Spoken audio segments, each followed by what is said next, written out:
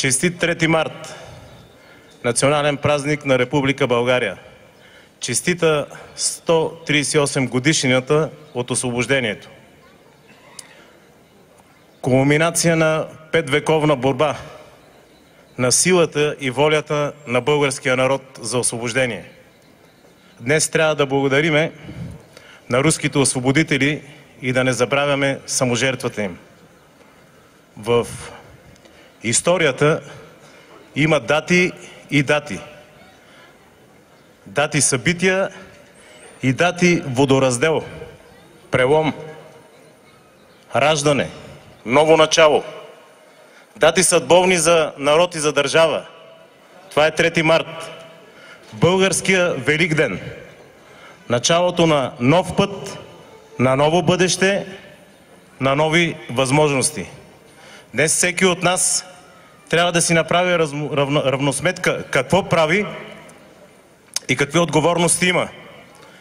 Повече от всякога е нужно всеки от нас да мисли по 1 минута за България.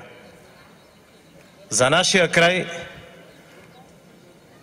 Пиринския край, няма дебат има ли робство, има ли освобождение. Има. Има робство, има смърт, има борба, има кауза. Има стотици хиляди животи, дадени за тази кауза и тази победа. Всеки дебат би бил обида към паметта на тези, които почитаме. Има и истина, която всички ние трябва да приемеме категорично. Заради бъдещето, заради крехкия и неспокоен мир на Балканите. За 3 март има една единствена дума – освобождение. И ако добавим още нещо, ще бъде признателност, смелост, храброст, патриотизъм. Ако добавим още нещо, ще бъдат символите – Плевен, Шипка и много други. На тези места до ден днешен цигарите горят по-бързо, жадни за цигарен дим. На тези места още стоят и ни пазят хилядите загинали мъже.